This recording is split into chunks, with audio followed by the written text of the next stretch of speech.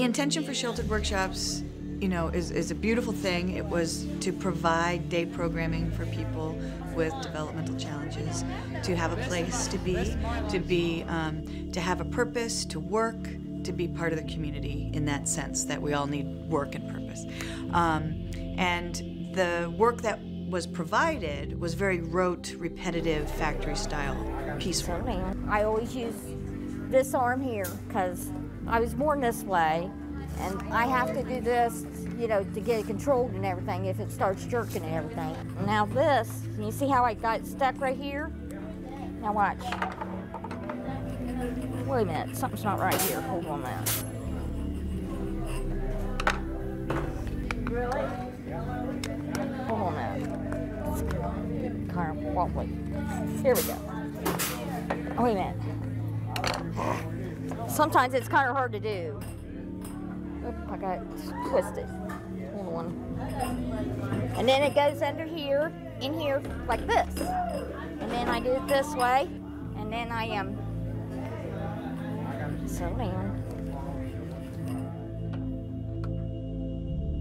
And the day is kind of written out for everyone, and so there aren't a lot of surprises necessarily, in theory. What happened was over years and years, you know, to do factory-style work where it's repetitive and you know what the results are going to be isn't really stimulating. I'm doing this. That's what I do. I ripped the papers. Yeah.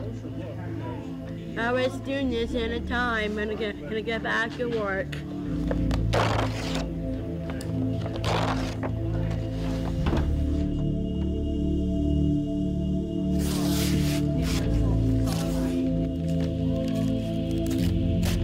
And families are saying we want more.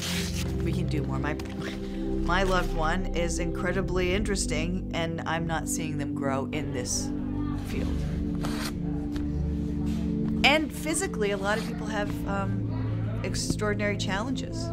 Let's say their muscles are very tight or spasmodic. To do that kind of really fine motor skill is very difficult. Hey, Charlie. Take a bed. Charlie. Charlie. Come on. Good job, bud. Here's another.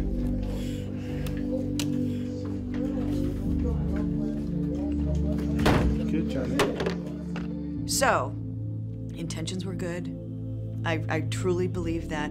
But over a course of decades, not only has it proven to be boring and monotonous, it also is that manufacturing has changed in this country, and those jobs of assembly are not available.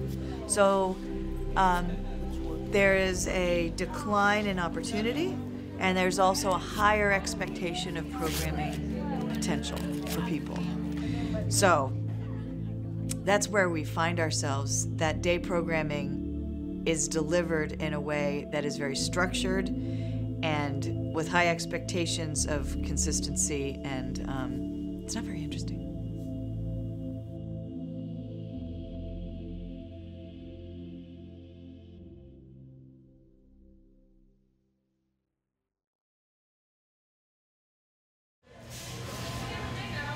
These areas over here will continue to be production spaces. Okay, that we will be doing something different than what we're doing over here right now with the paper tearing, because that job doesn't really need to be done. It's something that they've utilized for years and years to kind of keep people busy.